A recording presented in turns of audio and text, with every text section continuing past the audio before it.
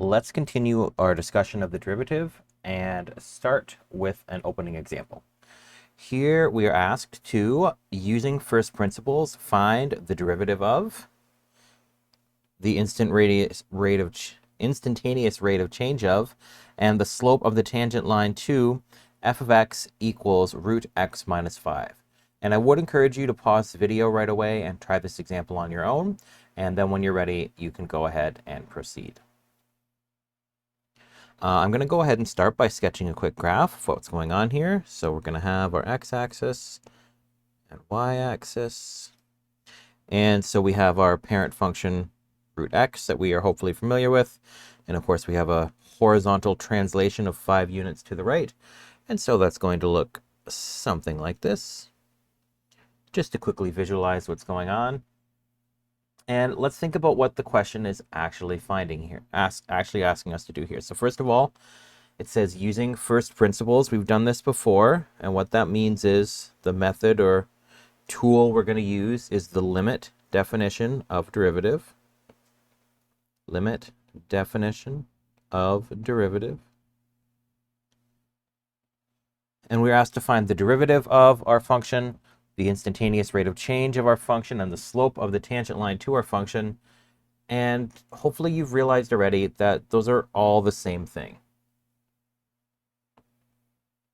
So when I find the derivative, I'm finding the instantaneous rate of change at a given point, or the function that describes it for every x value for my entire function, and the slope of the tangent line at any given point, or at all points.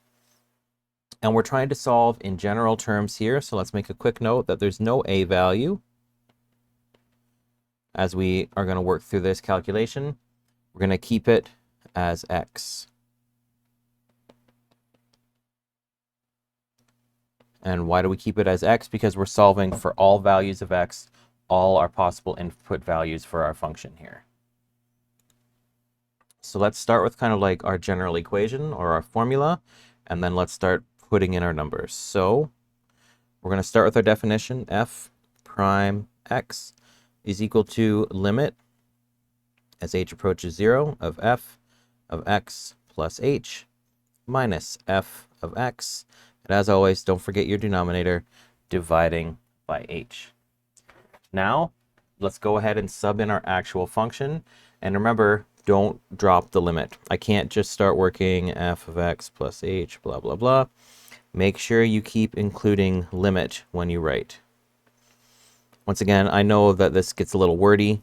You end up taking up a lot of space on the page, but we don't do too many questions like this. It's important to actually do it properly, have the correct notation as you work, everything's properly labeled, etc. So limit as h approaches 0 of our actual function, which is going to be, so root, instead of x, we have x plus h, minus 5, minus f of x, so x minus 5, over h. And you'll notice up here at the top, we are working with 2 square roots being subtracted together. So maybe you remember that when we have a situation like this, where you're like, how do I simplify square roots and stuff? We're going to multiply by the conjugate. So remember, if I have root a minus root b, its conjugate is the same terms added together. So root a plus root b. So let's go ahead and multiply by the conjugate. Now we're multiplying by conjugate over conjugate. I'll show you what I mean in a moment, because we need to multiply by 1, so to speak. So let's go ahead and write that in. We're going to multiply by root x plus h minus 5. Switch the sign, plus root x minus 5. And I need 2 of these because anything divided by itself is equal to 1. So on the bottom, root x plus h minus 5 plus root x minus 5. And so just a friendly reminder, this is equal to 1. And we have conjugate over conjugate. So we'll go ahead and multiply through and see what that looks like. So limit as h approaches 0. And we know when we multiply by the conjugate that the Square root signs disappear. So x plus h minus 5 minus x minus 5. And on the bottom now, I have my new denominator. So h times root x plus h minus 5 plus x minus 5. So the whole conjugate is still down there. We don't expand or simplify or do anything with that right now. Now let's see if there's anything else to expand or any like terms to collect. Yes, I do have like terms in my numerator, so let's go ahead and deal with those. Limit as h approaches 0. X minus x, let's cancel out. Negative 5 minus negative 5 is negative 5 plus 5. And those are going to equal 0. It's going to cancel out. So all I'm going to have left up here is my h. So let's rewrite that. You might be already looking ahead and seeing we'll be able to cancel things in a moment, but I want to show my steps to be clear. H, and on the bottom, root x plus h minus 5 plus root x minus 5. And what do we see? Well, I have an h on the top and on the bottom. I can cancel those out and replace that with a 1. So we're going to have equals, once again, don't forget, don't drop the limit, keep writing it for now. 1 over root x plus h minus 5 plus root x minus 5. Can we simplify any further? Is there anything else we can do to tidy this up? No, we've canceled out most of our h's. I can substitute in h equals 0 without dividing by 0 or anything, so it's not allowed or whatever. So let's just describe what we're going to do now. We are going to, or we are ready to take the limit. And what does it mean to take the limit? It means we're going to substitute in that value of h equals 0 and see what we get. So let's go ahead and do that. Don't need to write limit anymore. We're going to have 1 over h is 0, so I don't need to write that term. So we're going to have root x minus 5 times or plus root x minus 5. Hey, those are two of the same term. Let's simplify a little further. 1 over 2 root x minus 5. All right, therefore, and I'm just going to redirect my arrow a little bit, make it a little more precise. So that was as we went from this step to this step. And now we're going to make our conclusion. Therefore, f prime x of this function is equal to 1 over 2 root x minus 5. And our original function was just x square root x minus 5. So you might begin to see a little bit of a pattern here between how our square root function is related to its derivative. And we'll talk about that more in the future, but just kind of a quick hint for now that there might be a little bit of an easier way to work with some of these things in the future. And so this is our opening example.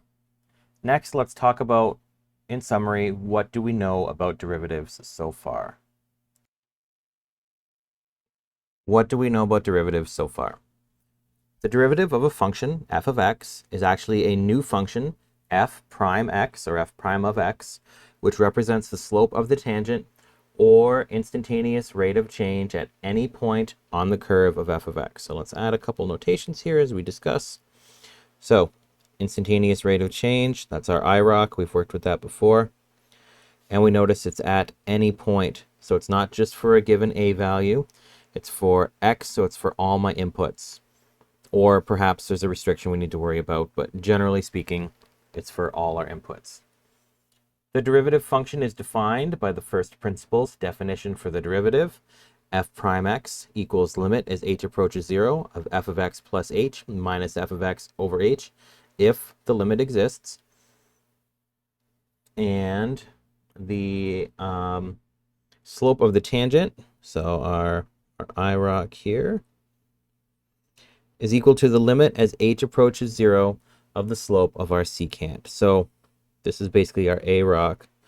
And so we've talked before about how with our average rate of change, we're looking at 2 points and finding the slope between them. And this is our, let's say this is our point of interest.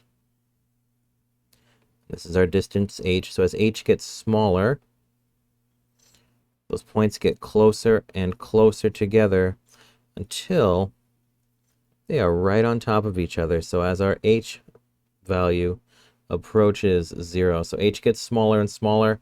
So we're basically finding the secant, but as the points are on top of each other. We've also talked about how there is different notation for the derivative of f of x. And so it can look like f prime x, it can look like dy over dx, or it can look like d dx f of x. And in each case, this depends on our value of x, or sorry, x is our input, and dy, the y represents the output of our function.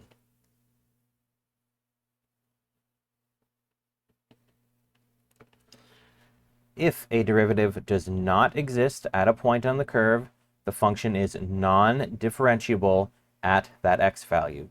This can occur at points of discontinuity or where the function has an abrupt change indicated by a corner or a cusp on the graph. And so we've seen that previously, that we can have features like a hole where my graph is going along nicely and then it's just not defined for a certain point. Or if we have a piecewise function, we might have a jump discontinuity. So it suddenly jumps from having one value to the other. We might have an asymptote, a point that my graph approaches but never reaches. Or we can have our corners, so with our square root function or something like that. So down there, or we can have our cusp.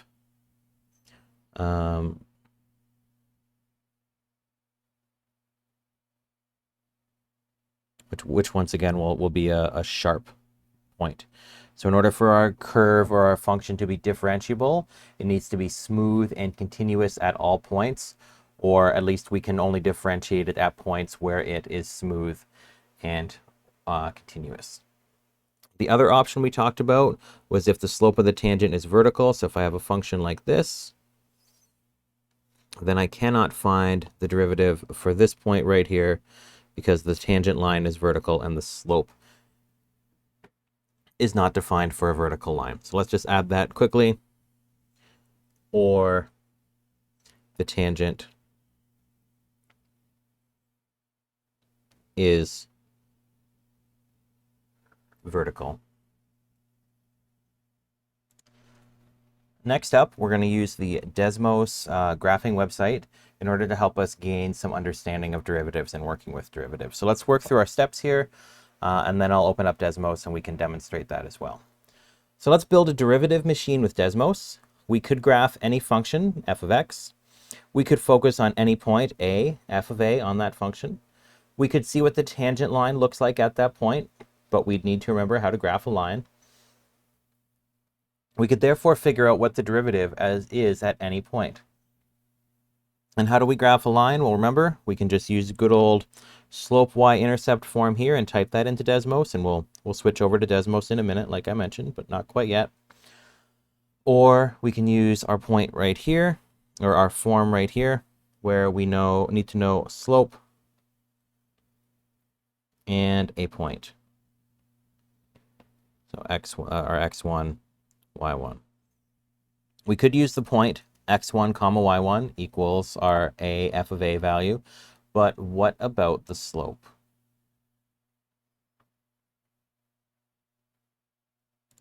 Well, like we just observed on the previous slide, we have x1 y1 equals a f of a, but we need a general slope. So if we have our function in this, if we have the equation of our line in this form already, we need our m, or our m value in this form is what we're trying to find. So m is our slope. So how can we find the slope of a tangent line like we did in advanced functions? Well, we fake it. So we will find an approximate IROC. So we're going to find approximate instantaneous rate of change by letting h equal a very small value, so something like 0.001. So if we rearrange our equation up here, basically we have m equals y minus y1 over x minus x1. So we're going to have f of x plus our very small h value, 0.001, minus f of x, so our outputs. And on the bottom, we have our inputs, so x plus 0.001 minus x, so the x's cancel out. So we just go straight to 0.001. So the equation of our tangent line, approximately, can look like this. Y minus f of a is equal to f of x plus 0.001 minus f of x over 0.001 times x minus a. So this part right here is representing our slope, which was here, and we found that using our process here. All right, how do we find our, how do we actually do this though, based on what we've learned in our calculus course here? Well, let's take a look. So we know that m is equal to the limit as h approaches 0, so slope of our tangent line is equal to the limit as h approaches 0 of f of x plus h minus f of x over h. Okay, great, we can find it exactly. So if we kind of follow through our process that we just used previously, the equation of our tangent line would look like this. Y minus f of a equals limit as h approaches 0 of f of x plus h minus f of x over h times x minus a. And so once again, this portion right here is representing our slope. But does anyone know what the problem is here? You can think about it quickly for a moment while I draw a trendy box around here. Well, the difference here is that this is just a quick calculation, but this is a limit, and Desmos does not do limits. Desmos does not do limits.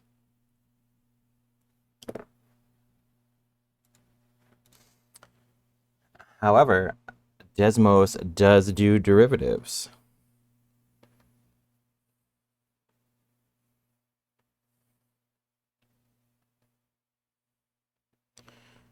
So what we can do is use our dx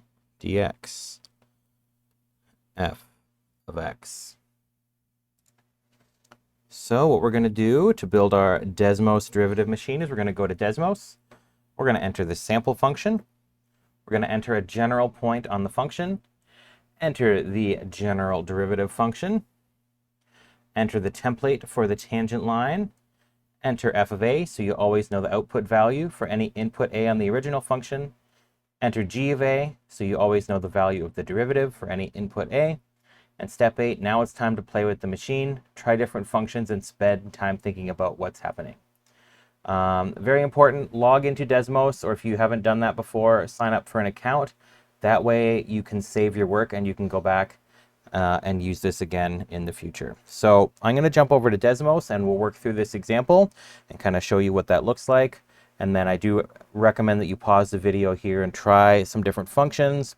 Maybe go back and try some example questions from previous videos or lessons or homework questions you were playing with or working on, and just get a feel for how we can use this. Oops. So we are hopping over to the Desmos website, and let's go through those steps again one at a time and actually enter the information into Desmos. So if you want, you can watch this and then try it on your own, or pause the video, go back to the steps and try it on your own, whatever order you decide you want to work in. And I think I just need to adjust this a little. I think the edge is getting cut off. All right, let's go through our steps and let's type in what we're seeing here. So first of all, go to Desmos. Next, enter the sample function. So f of x equals 2x to the power of 3 minus x squared. Enter a general point on the function a comma f of a, and then click to add the slider. And so we can adjust the slider and it'll change which point on the graph we are focusing on. Or we can also type in a given value for a if we want, instead of manually selecting with the slider. Step 4, enter the general derivative function. So I need to label my function something else. I can't use f of x again. So often when we're working with multiple functions, if we've already used up f, we move on to g of x equals, and g of x is going to be the curve that represents the derivative or the slope of the tangents of my original f of x graph. So d dx for derivative of f of x. And that looks about right. So we can see, looks good.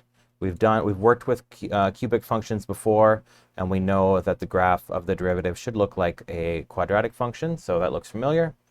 Step 5, enter the template for the tangent line. So remember, like we just talked about, y minus y1, we're using f of a. That's our output, equals our slope, which is g of a.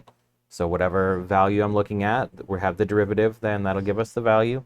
And then x minus x1, or in our case, x minus a. All right, and now I have my derivative line. And so what I can do is I can even hide this for a moment. And as I adjust my slider, I can see, pretty cool, I can find the tangent line and visualize it at any point on my graph. I'll keep everything visible for now, though. Let's make sure we're done our steps. Step 6, enter f of a, just so that we know the output value for any input a on the original function. So whatever value of a I'm putting in to my f of x, so a is equal to 0.1, of f of x, my y value, my f of a, is equal to negative 0.08. And also my g of a. So we always know the value of the derivative for any point, input point a. So once again, as I slide, let's actually check what happens at a equals 0. So on my original graph, zoom in here. So on my original function, at 0, I'm at a local maximum. So there's an inflection point there. We know what to expect at inflection points. We expect our derivative to be 0, our tangent line to be 0, have a slope of 0. So let's take a look at our tangent line, and there it is. It's on the x-axis. That's why it's hard to see. And we can see the value here. The slope at that point is equal to 0. And I'll turn the curve of the derivative back on as well, just so we can see that. But all the pieces are here. So now you can play around with this. You can try different questions. We can try what happens if I have like a quartic function. And then we can play around with that. Or what if I have, I don't know, a square root function, x minus 5, whoops, to the power of half.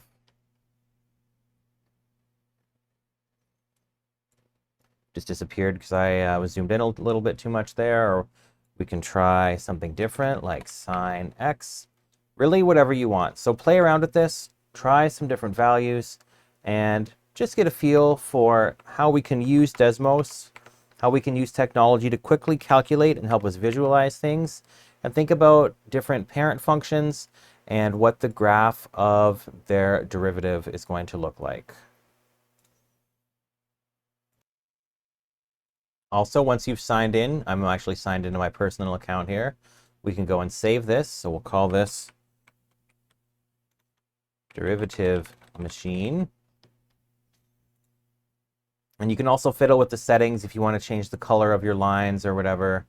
That's something you can play around with. So I encourage you to experiment and get a feel for where to find these tools in Desmos, and setting this up and just fiddling with it until you feel comfortable with it, and also have had a chance to, once again, view some different parent functions and the graphs of their derivatives.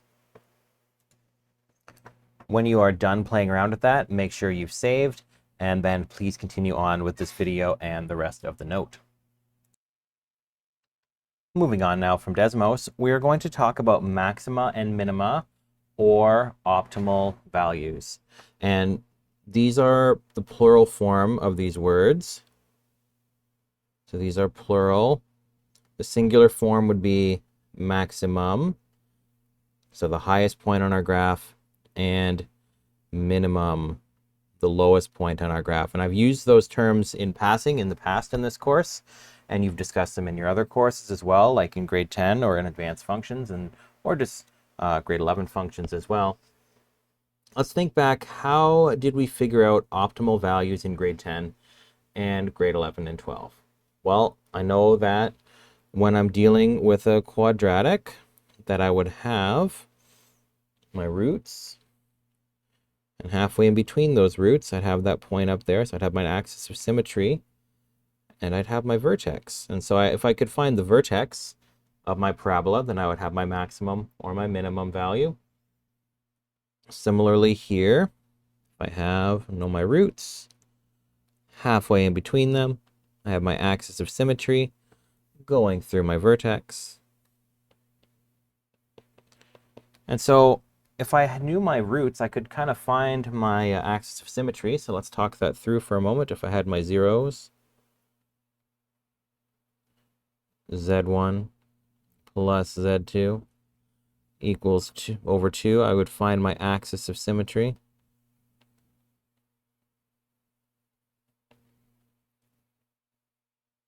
And so my vertex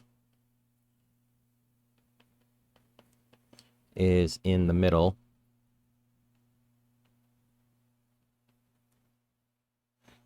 of my two zeros, which once again, zeros we can also call our x-intercepts or roots or solutions. We kind of use all those terms interchangeably when we're talking about those points on our graph. And so in this case, I know my x values here. So this is 5 and this is 2. Then the x value for my vertex would be 2 plus 5 over 2 is 7 over 2. So I'm at 7 over 2 or 3.5 here. And then to find my y value, I'd plug that in. So this point here would be 3.5 and f of 3.5. And you've done that before in grade 10 and 11 and stuff like that. What if we aren't dealing with a parabola though? What about a cubic function? Well, this part kind of looks like a parabola, so let's go ahead and try the method that we are familiar with from before. So let's see if our x value is going to be here. So z1 plus z2, so 0, 1 and 0, 2 over 2. So basically we're finding like the average value of our two roots. So this one is at x is -3. This is at x is equal to 2. So we're going to have -3 plus 2 over 2. -3 plus 2 is -1. So -1 over 2. So -½ is going to be about here. And so we draw our axis of symmetry. And what do we notice? Well, that's not actually my axis of symmetry. And my maximum does not lie on that line. So this point here, we notice quickly this is not the maximum. So this point here, and once again, just to be clear, this is not the maximum point on my entire graph. I know that this is a cubic function, so it's going to continue forever in this direction. As I go to the left, it's going to head toward -infinity, and as I go to the right, it's going to continue to positive infinity. So we call this a local maximum. So in this area, this is the highest point. And so what are we trying to do here? We're trying to find the maximum value on the interval containing -3 and -1. So we're looking between here and between -1 inclusive. So the question is asking us, what is the maximum value in this zone? Or what is our local maximum within this zone? Well, we just checked and we found that it is not at -½ f of -½ So we can't use our easy methods that we used before with our parabola in grade 10 and other grades. So instead, what are we going to use? Well, we're going to use calculus. That's the reason we're taking this course. We're learning new tools and new ways to solve different problems. So calculus will help us find the exact spot we need. And in the last couple lessons, I've actually kind of hinted at this. I've told you some information about what happens at local maximum and local minima, or local maxima and local minima points. So maybe you can intuitively figure out how can calculus and the derivative and the things we've learned about already, how can that be used to help determine the location of a local maximum or minimum? What's happening with the tangent line there? What's happening to my derivative? If you are watching this video during class, you can go ahead and jump on our Brightspace page now and take a look at the links to the ministry content and play around with that. Note to have your Desmos derivative machine ready when it asks you to use a tangent slider. Or if you are just following along with these videos, please go ahead and continue on to the next video at this time.